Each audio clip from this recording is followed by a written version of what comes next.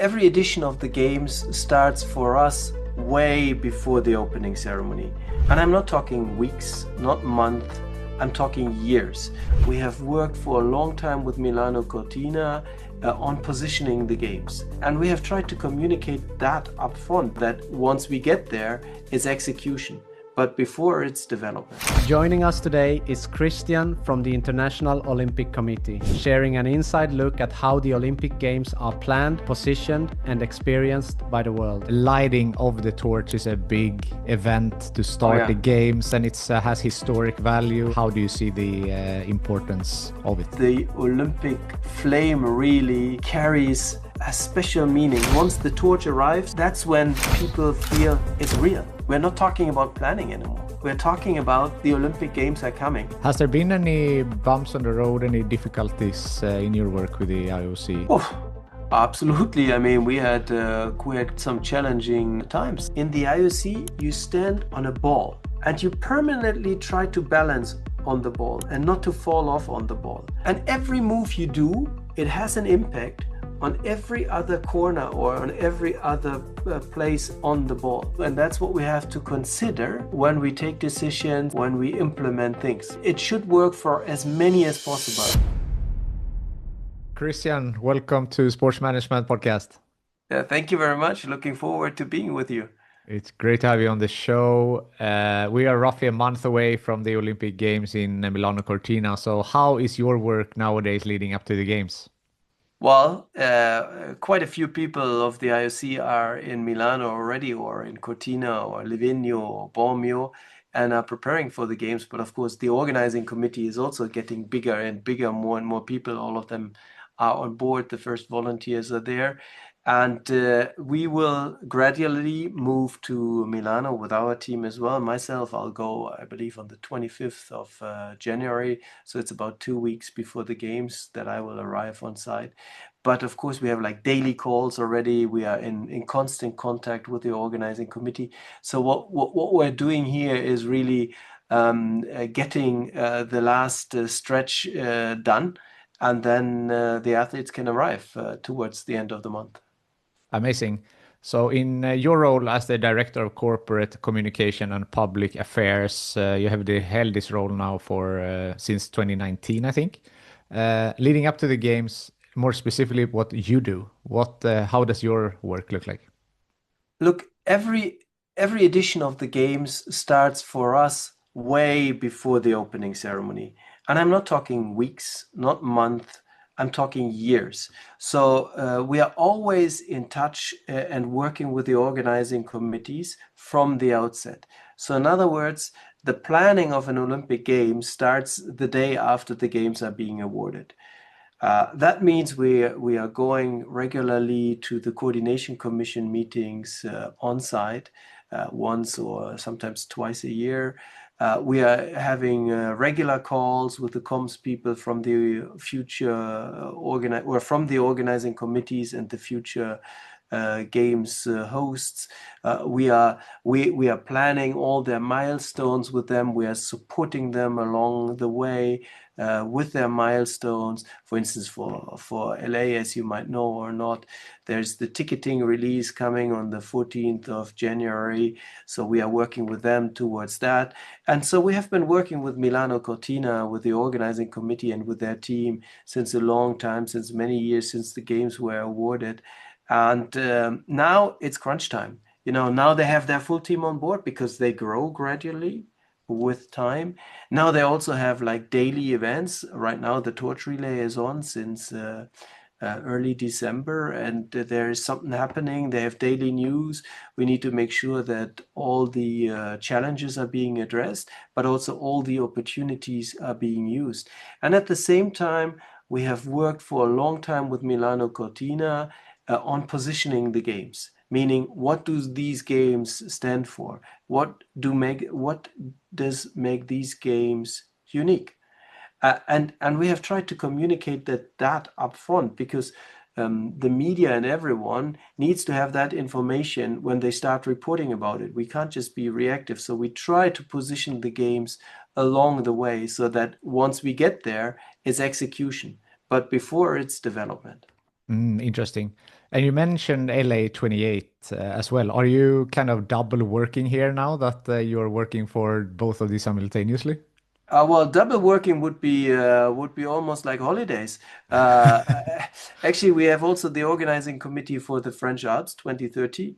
We have Brisbane 2032, and we're working on future hosts as well, meaning the awarding of future games. We have the youth games as well. So yes, we are in touch, and we are working on all these editions, and and all of these editions have local challenges. All of these editions have a local flavor, and you always need to put your brain around what's their situation, which is not the same in Milano Cortina than the same in the French Alps or in LA, and the culture plays a role. The political context plays a role. So it's a lot of adaptation and flexibility which is needed, but that's the beauty of it. And that makes the game so unique that they always come to a certain setting and they flourish in this setting. They bring the world into a setting. They ensure that the world gets to know what the people of a country are and how they think.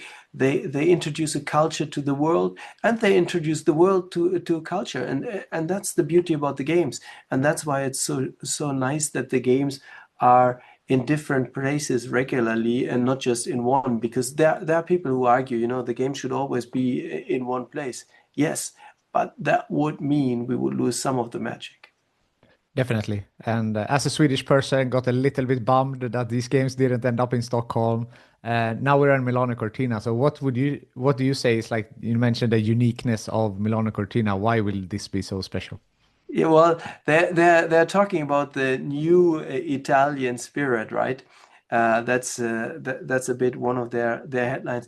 But these games are special for many reasons. One of them being they're using existing world-class infrastructure, meaning we're talking about the mecca of biathlon in Anterselva, right? They have World Cup races every year, and they're packed every year. And now the games go into this venue. The venue is being upgraded a bit for the games, and there's a legacy already front loaded before the games start. And then the games will come. They will elevate this venue, this biathlon center even further, and then the legacy will continue afterwards because the World Cup will continue to go there. Or Predazzo, Val di Fiemme, where you have all the Nordic competitions. Bormio is a very famous alpine destination for the men's World Cup, or Cortina for the women, and so on and so forth. So that makes these games very unique, that we are using existing infrastructure which has a long legacy already before the games start, and the games will help this infrastructure to have a much longer lasting legacy even after. But this comes with a price, and the price is it's a spread out landscape, meaning there's quite some distance to overcome between Milano and then Livigno, Bormio, Anterselva, Cortina, Val di Fiemme. So it's not possible to go in the morning to a skiing event and in the evening to a figure skating or an ice sport event, except in Cortina, where you hold the curling competitions. So that's a bit of the other side of the same coin, but it comes with much more legacy and much more sustainability, because it's all there. Not much is built newly, and if built, then not just for the games, but for longer term use. That's really important. I was speaking to Michael Payne about white elephants and from the Athens 2004 Olympics and so forth. And that's sometimes an issue. So it's great to hear that you're using existing venues.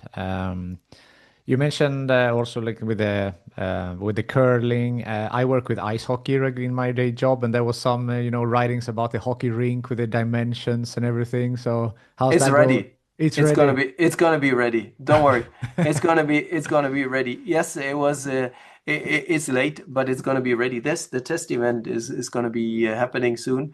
So, but it's ready. The colleagues who are there, just told us this morning it looks good. They went onto the ice. The ice is there. I can promise you. The size will be fine as well, as you might have heard already from the NHL guys and from the International Hockey Federation. So we should be fine. Then I take your word for it, and I feel safe. Absolutely, you can. And the players as well. That's important, right? Remember, we do it all for the athletes, right? I mean, they need to have the best conditions, and therefore we always focus on setting the good conditions for the athletes and making sure their health and safety and their experience is respected. And that's, by the way, another challenge of this sort of games, which is more spread out, that the athletes' experience is obviously a different one if you're all living in one Olympic village or if you're living in different places. But we are trying to accommodate that and to make sure that everybody has a good Olympic experience, despite there in the mountains in particular, there we don't have one centralized Olympic village for all. Interesting. You mentioned before the Olympic torch, and I saw some video on it on a zip line, and we're leading up, and the lighting of the torch is a big event to start the games, and it has historic value. And from a communications perspective, how is that process now with the Olympic torch, and how do you see the importance of it? It could not be overstated. The Olympic torch is magnificent. The Olympic torch unites people, and the Olympic flame really carries a special meaning. And once the Olympic flame is lit, this time at the end of November in the ancient Olympic site, although it was raining, unfortunately, so they had to do it inside. But this is the moment when it all really starts, because once the torch arrives, and I was in Rome when it arrived, that's when people feel it's real. We're not talking about planning anymore. We're talking about the Olympic Games are coming, and the torch has been going around the country. It's now further up in the north, coming closer to Milano. And many great Olympians, many great athletes, many great international famous people have carried the torch along the way already. Some more will come, and that's when the games and the feeling of the games also gets to the people in remote places of the country, right? I mean, if you are in Sicily, obviously it's a way up to Milano Cortina. It's a few kilometers to drive there, and it's nothing what you can do from a Friday evening to.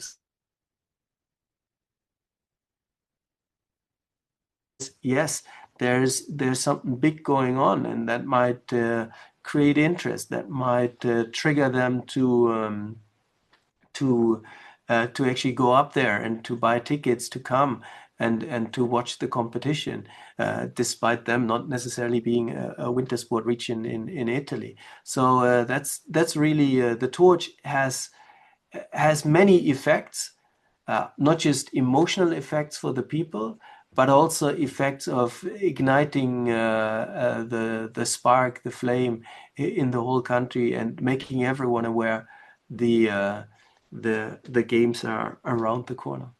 Yeah. And as mentioned, it was on a zip line. And so what's the process? It will go around the country, as you mentioned. And then what's the process now up until being lit?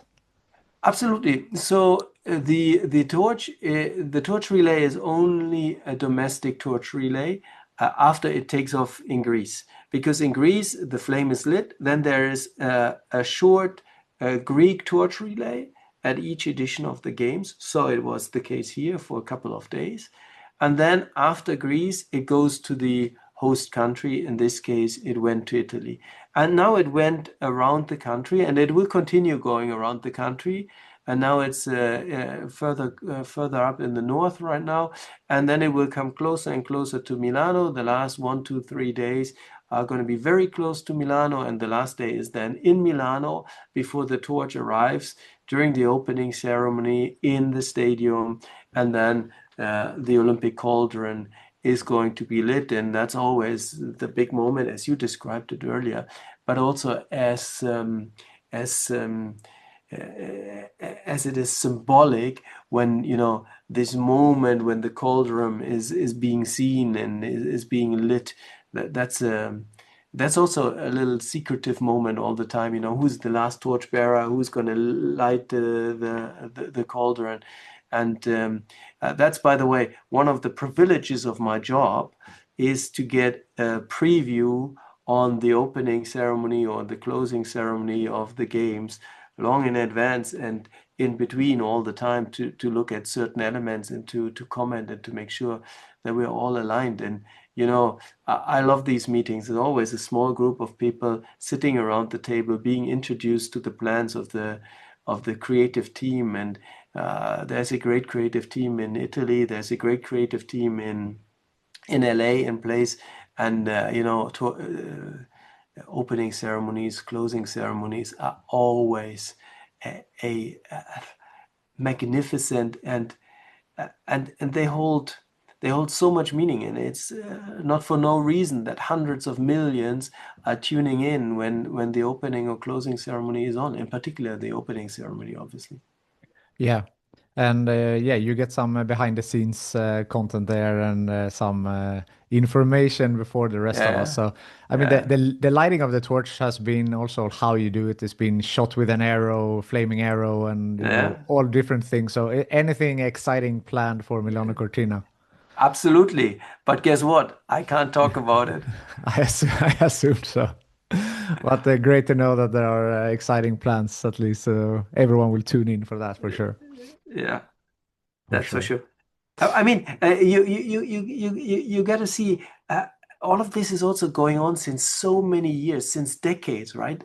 The history which comes with it makes it so meaningful for many people, and that it has sustained so many decades or through so many decades shows you also the power, because something which is so powerful, it can only sustain for such a long time. Otherwise, it would have been washed away. But I mean, it started in ancient times. Then it was revived by Coubertin in 1894, and then 1896, the first edition of the games. And that is, I'm always, I'm always reading the words of Coubertin. When he said what he thought about the games and what the games should bring to the world, and it's as true today as it was true 120, 130 years ago. Yeah. Another thing that carries symbolic value and is always talked about are the Olympic mascots.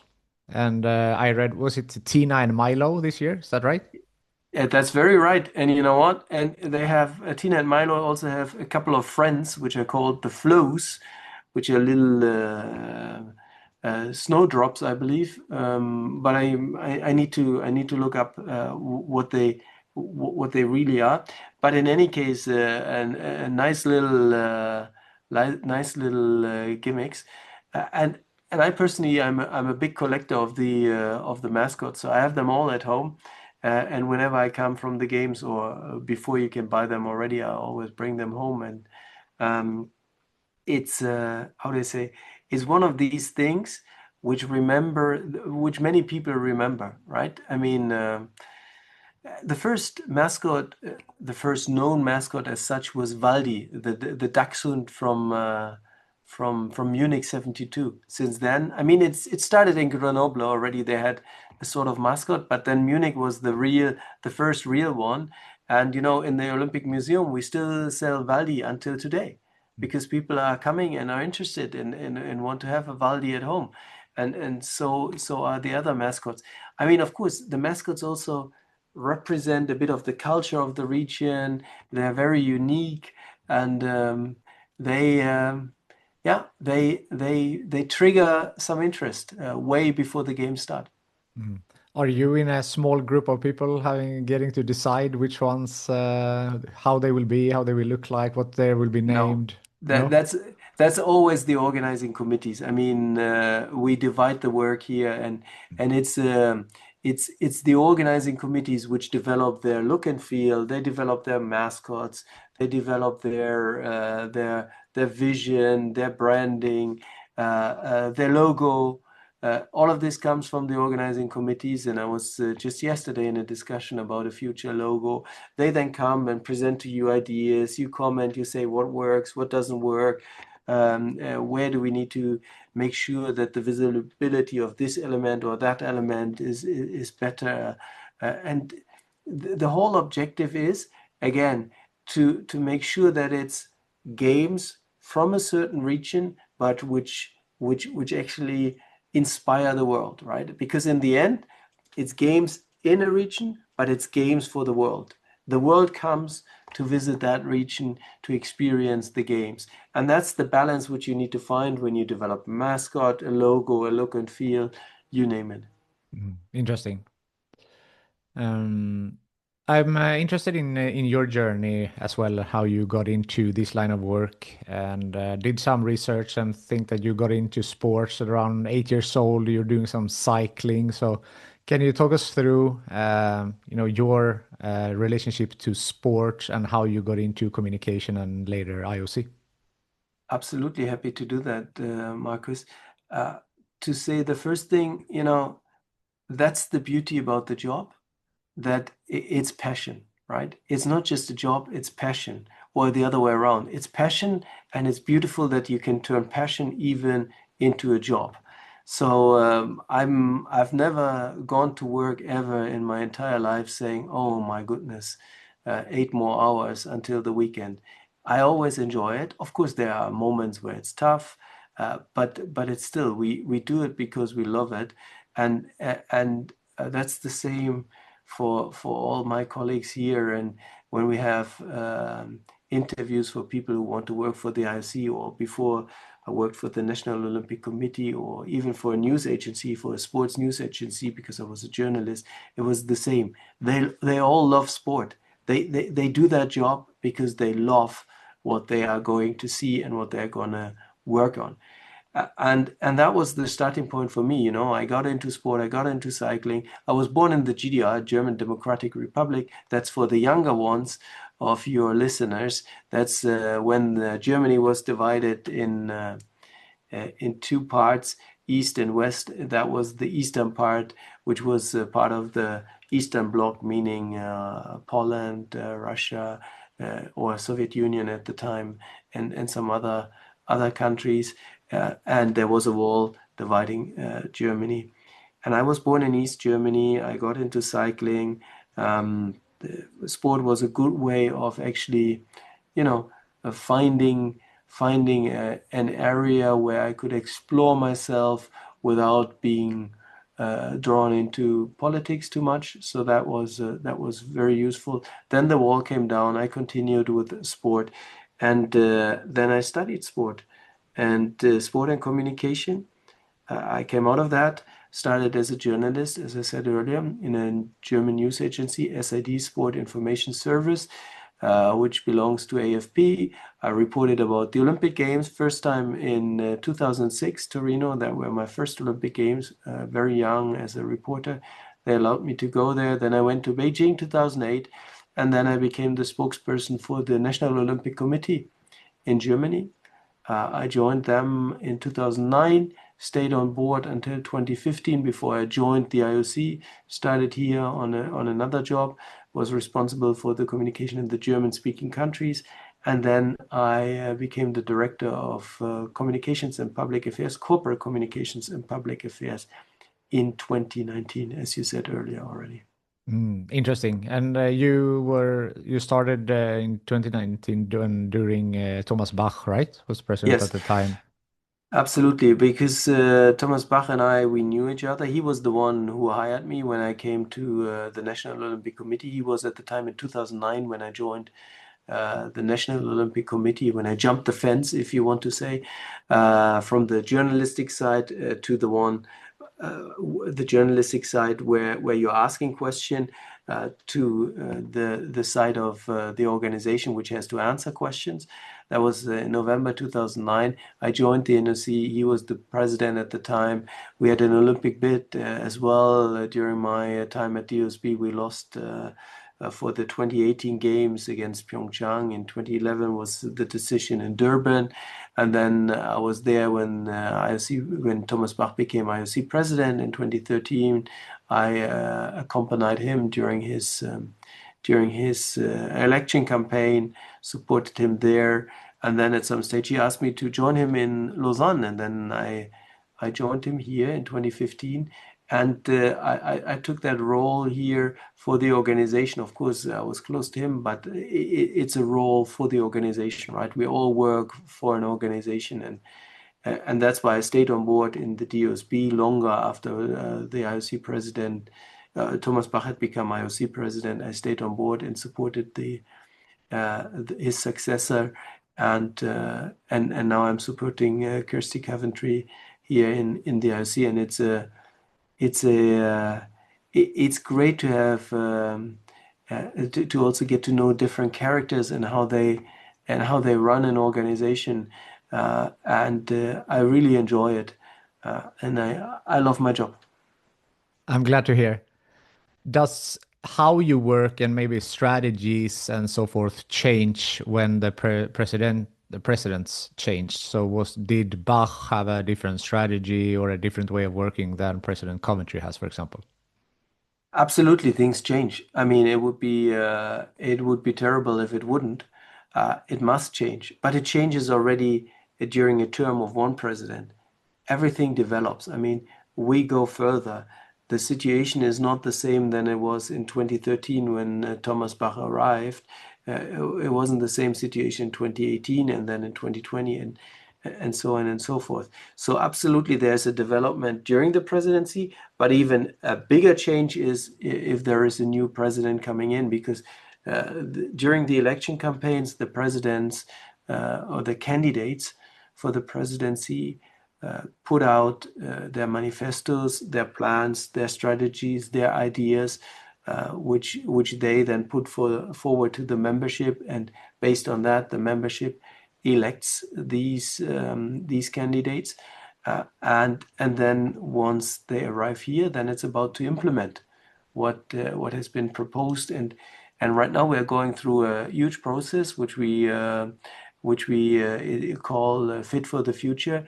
The objective is to define the strategy for the IOC for the next 8 years or 7 years from now on, and that's exciting because you hear new ideas. You try to project yourself into the time 8 years ahead or 7 years ahead. Where do you want to be by then? And the president drives that, and we are supporting her in doing that. And of course, that changes, that brings change. That's not always easy, because sometimes, you sit back and say, oh, well, we have always done it like this. Yeah, but it's good to ask yourself, is it still the right way of doing it? The answer might be yes. The answer might also be, in other cases, no. And that's where you find the changes which will come and which are needed. Interesting. Has there been any bumps on the road, any difficulties in your work with the IOC? And if so, how did you overcome them? Oh, absolutely. I mean, we had quite some challenging times. I mean, if you look at 2020, when COVID hit, when the games had to be postponed in Tokyo, and nobody knew how to do that. There wasn't a blueprint, but we did it. And holding the games 2021 in Tokyo was probably one of the biggest achievements we could have had. And then the next challenge was only 6 months later we have the Winter Games in Beijing, and still in COVID times. That was a huge challenge as well. In particular, also given the political context of the world at this time. Those were really two huge challenges which we managed. And then not to forget Paris. I mean, Paris were the games where all the reforms which Thomas Bach had initiated really came to life. So the games in Paris, there you could see how the vision translated into practice. And that was great to be part of that and to see that. And I mean, I'm not saying it, but some people I've heard saying these were really games which were unexpected, which were really igniting a new spirit. And I have to say, Paris was absolutely fantastic with the landmark buildings, with the landmarks overall as a backdrop for these games. You couldn't have done it better. Yeah. There were some criticisms though with the swimming events, for example, in the lake and so forth. So you had some difficulties as well, but as you mentioned before, also that IOC has a tendency to make it work anyway. Yeah, absolutely. And I mean, would be not normal if there wouldn't be challenges. Of course, Paris had its challenges, but if you look at it if you take the high road right now, if you look at the swimming, what was the objective here? The objective was, they said, we want to clean up the Seine. We want to make sure that the Seine is swimmable going forward. And they used the game as a milestone to achieve that. It wasn't easy, it was close, but they managed. In the year of the games, it was still very tight because of the weather conditions as well, with all the water coming in from upstream, from river upwards, and all the rain. But then in the end, we could swim. And last summer, you saw how these areas of the Seine where you can swim, how they were used by the population. So actually, mission accomplished.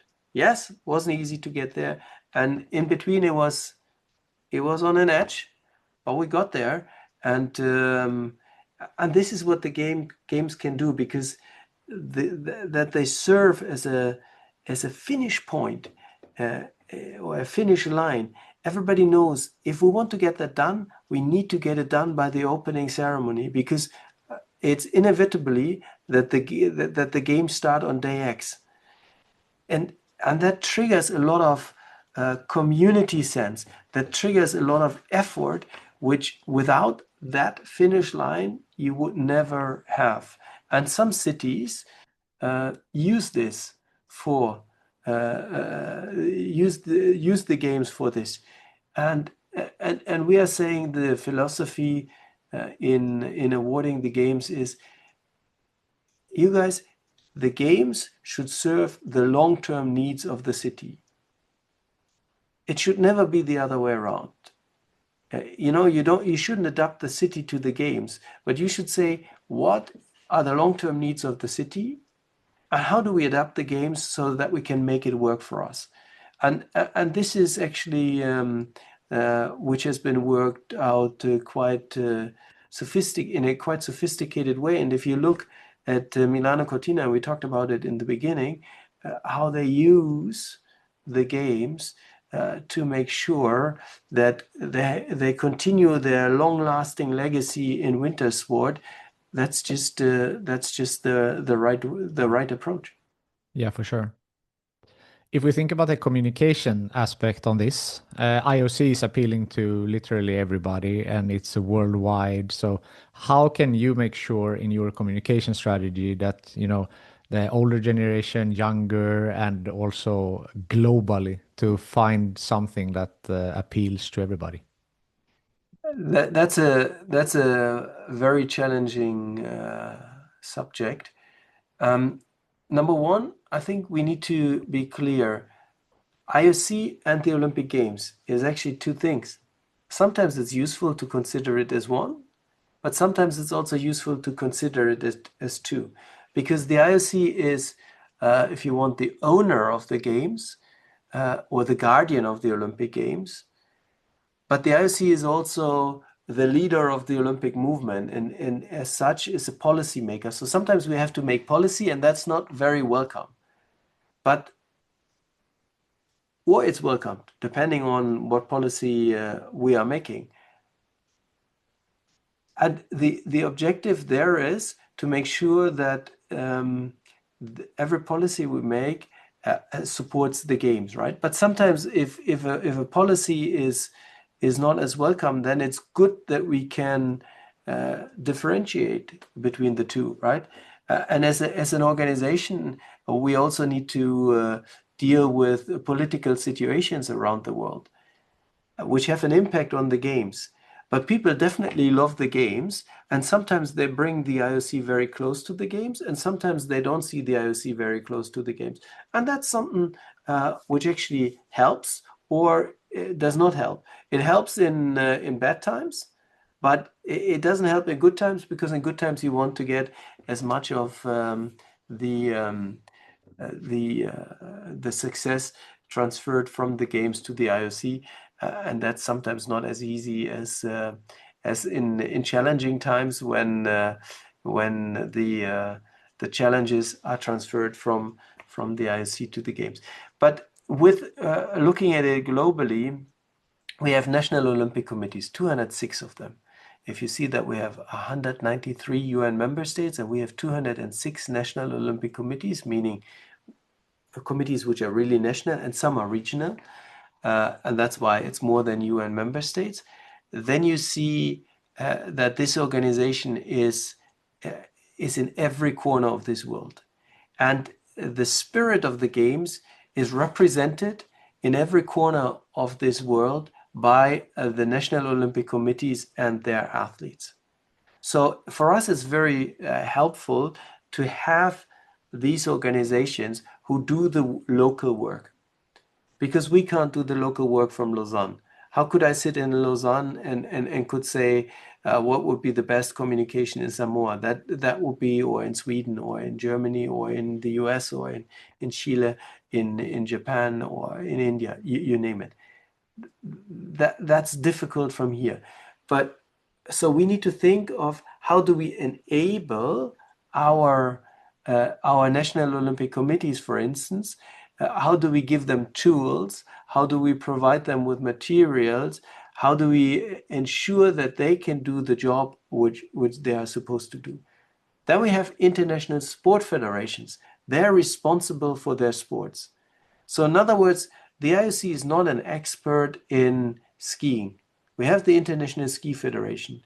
They take the decision on the rules in skiing, also at the Olympic Games. They provide the judges. They make sure that their sport is run properly. That is not the IOC. And that's very useful because they are dealing with their sport day in and day out. We only come in every 4 years and we provide the stage for the games. And so we are basically a stakeholder-driven organization, and we work with the national Olympic committees, with the international federations, and of course, we work with them for the athletes community, because the athletes community and the athletes, the individual athletes, are the ones for whom the international federations, the NOCs, and we as IOC do all of this, right?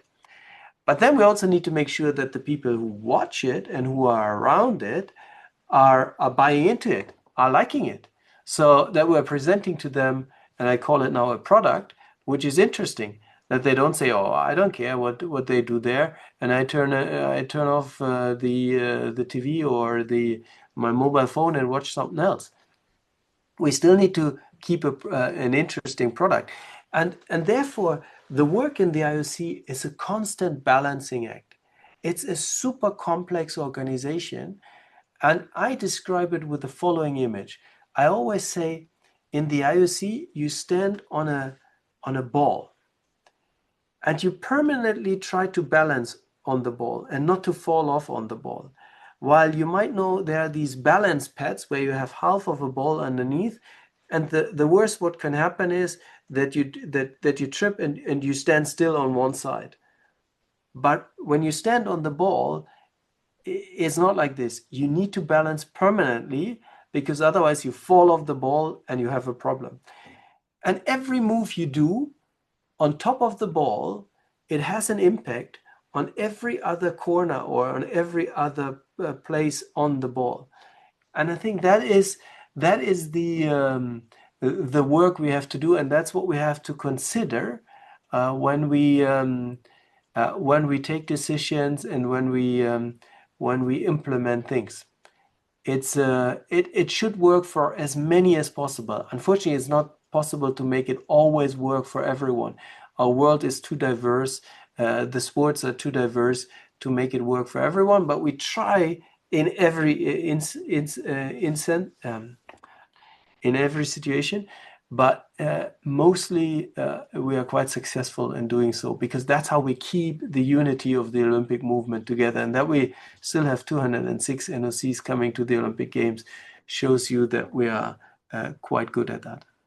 Definitely. And thank you for that explanation. I think that was really great. And as you mentioned, that maybe a lot of people, when they think, they just think IOC and that equals Olympics. But as you said, it doesn't necessarily. And also you have the national federation and the sport federations. And it's a big puzzle for sure. Yeah, it is indeed. For It sure. is indeed. And you mentioned before that you used to be a journalist and now you're on the other side answering the questions. So what do you prefer, to ask the questions or to answer them? No, definitely to answer them. There's no doubt about it. And I tell you why. When I love my job as a journalist, but sitting on the other side, it gives you the opportunity to change things, right? It's not just criticizing, but then somebody turns to you and says, okay, you want to do it differently? Do it differently. And I love that. And that was the element I was lacking. I was not just now I can really have an impact and I can see and I can get my hands dirty and change things. But I'm also putting in front of the reality and I see, okay, I want to change it, but it has so many impacts on other people that I can't change it the way I want to change it. So it broadened really my perspective when you work on it. And as a journalist, again, I love my job and we need journalists and we are trying to support them as best as we can here in the IOC. But as a journalist, uh, you're not put you're not put in front of the responsibility to really then make it happen. And making it happen is easier than just to describe it. Yeah. That's what I've realized when I came to the other side. I came with a lot of, yes, let's do this and this and this and this. And then I arrived and I said, oh, here's the constraint and here's the constraint and here's the constraint.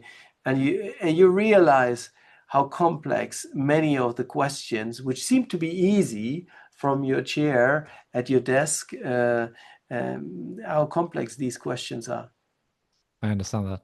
But we need that criticism of journalism, uh, and we need critical journalists looking at our work. But I think sometimes it would be also appreciated if the complexity would be seen and would appreciate it as such. For sure. If someone wants to work in communication, work in sports, make a similar journey as you have done, what is some advice that you have for them? First point, I would say you need to love sport, right? Number two is I would say you need to be open because if you were to ask me, did I plan this? Oh no, never ever. I would have never ever guessed that I would end up here. I saw along my way opportunities to go through doors. And you need to keep your eyes open. You need to keep your eyes always on the ball and see if you sit in a tennis court, the ball goes left, right, left, right, left, right. But at some moment, the ball goes to the right, and that's then the winning point. So you need to always be focused. You need to make sure that you don't lose sight of the ball. And I had, when I for the first time went to the Olympic Games, and that was 2006 in Torino, and I saw the press conferences, the press briefings of the IOC. I was like overwhelmed. Of course, at that time, you still had hundreds of journalists in the room, which is not the case anymore because today, with remote work and with all the constraints, there are far less people. But on the other hand, it's still similar. and I saw these press briefings. I went to them, and I have to say I was super overwhelmed, but also impressed. And I thought, you know what, sitting on that side and making it happen could be an interesting challenge and something I would like to do. And so when I then saw the opportunity to join the NOC, I just jumped on it. I just said, absolutely, that's my point. Let's do it.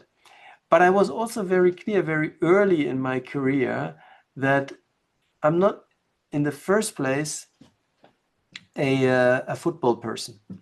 So I love watching football, obviously, but you know there were many people who when I joined the news agency and became a journalist who went right into the football stadium, you know, and did that Bundesliga, and I did a lot of office work, you know, doing the news about other sports, and I thought, you know what, this is big too, and this deserves some attention too. So that's how I also found the Olympic Games and created a wealth of knowledge on many areas of the Olympic Games, and of course football is one of them. And again, I like to watch football. Um, but I didn't go the football route, but I went a wider route, and an Olympic route, and that's how I got there. But in the end, I would not have gotten there without the support of individuals, right? I mean, if I wouldn't have had Thomas Bach saying yes in the first place to hiring me in the NOC, if I wouldn't have had him saying yes, please join me in Lausanne, it would not have happened. I could not have put in an application. But again, that's something which you need to see. You need to identify the opportunities while they come along the way, and you can't really pre-plan it, because you don't know when these opportunities arise. But when they arise, you need to be ready to jump, and when they arise, you need to be fully on board and prepared. Yeah, that's good advice. I like that. And you mentioned to, you need support of some people to get to some different positions. And I like to end on a networking question. So who from your network do you think would be a good guest on this show? Who from my network?